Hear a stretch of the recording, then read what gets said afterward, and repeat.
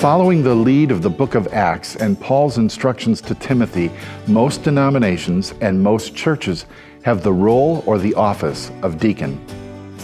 In the early church, particularly in chapter 6 of Acts, deacons were strong leaders. They were the ones who advocated for the powerless. They fed the hungry. They were the hands and the feet of the living Christ.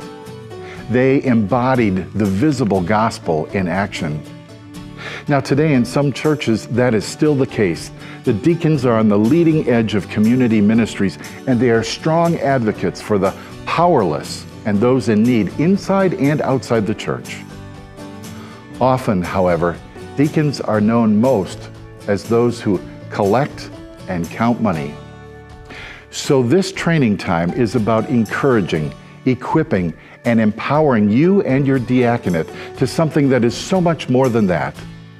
Today we want to invite you to imagine a ministry of the diaconate that is more than collecting and counting.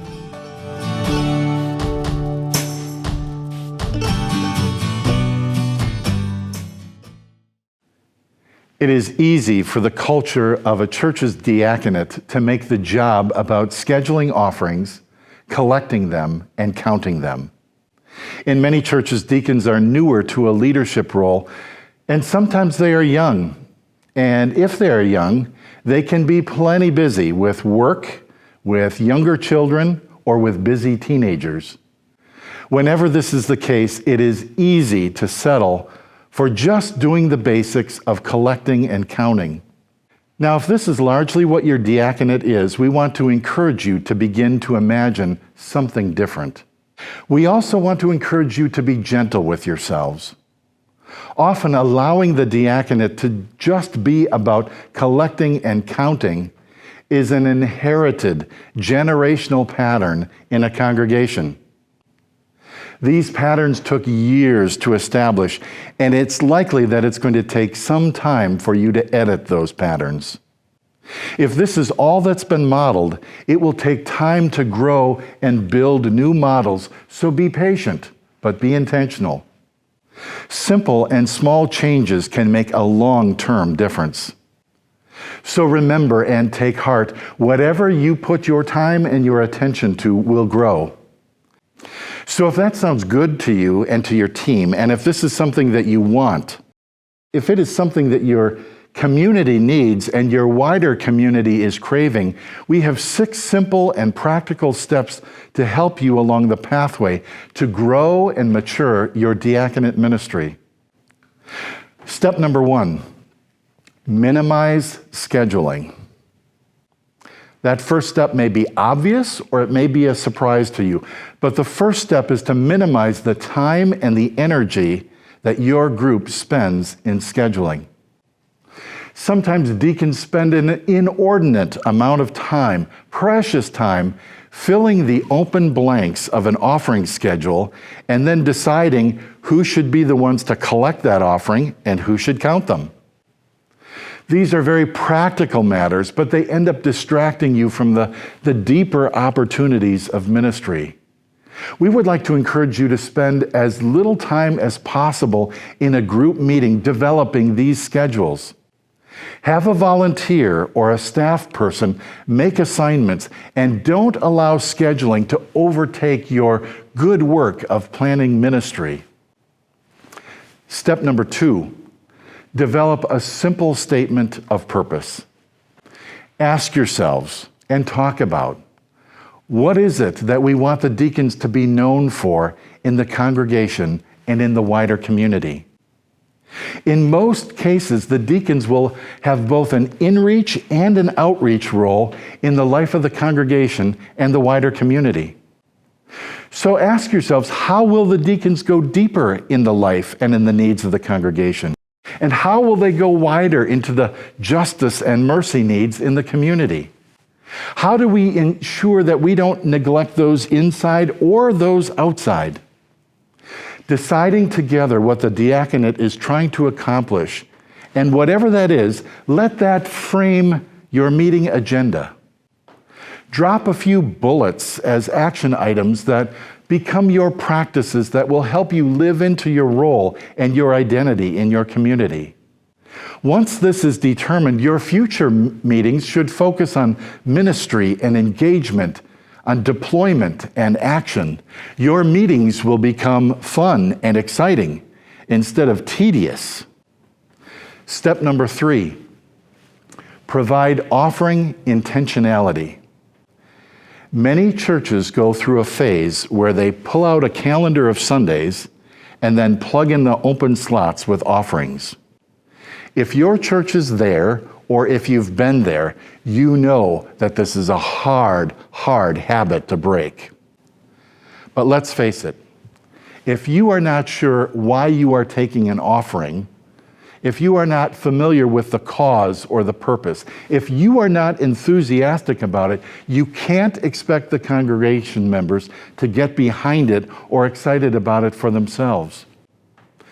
We believe that the church is best served when deacons let the congregation know why an organization has been chosen, why we are supporting this cause, why this initiative is near and dear to our hearts. Optimally, you are teaching them and informing the congregation why we care about this cause and how it connects to who we are and who we are trying to be. You want them to get behind the values that led you to choose a cause, an initiative, or an organization.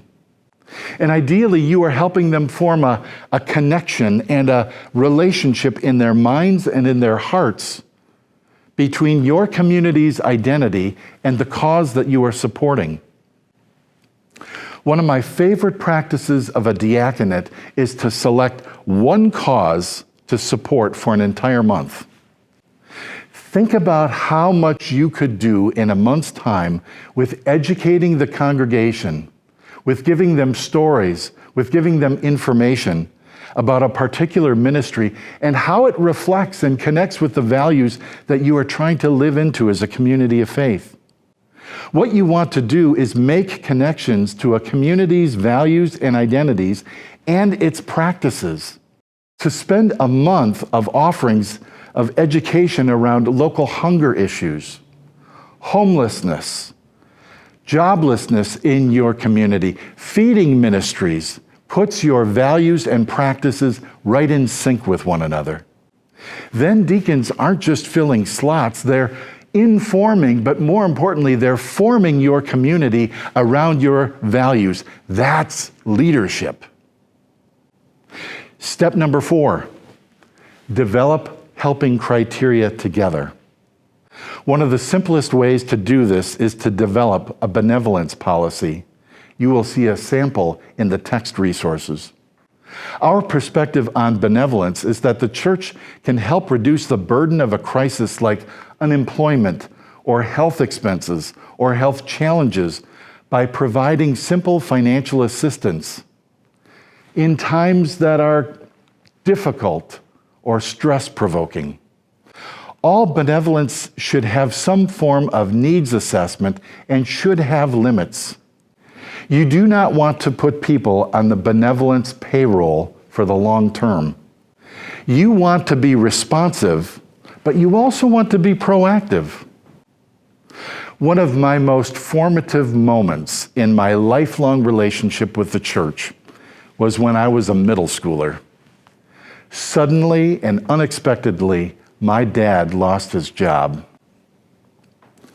It was just a few days later that a pair of deacons showed up at the door unannounced.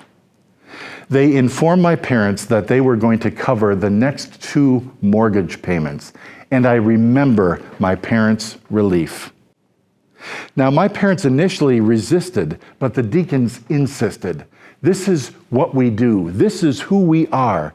This isn't a loan. This is a gift from your community to reduce your burden in this moment of trial. Ever since that event, my parents have been giving champions to the benevolence fund in their church because they have known firsthand what it means to receive the mercy of the diaconate in their time of need. Step number 5, connect the gifts of your community with the needs of your community. Think about it. Think of what gifts and needs exist side by side in your community that often don't talk to one another. Just know deacons don't have to do all the work of heavy lifting themselves. Instead, they can mobilize the natural gifts of the congregation and pair them with the needs that are out there.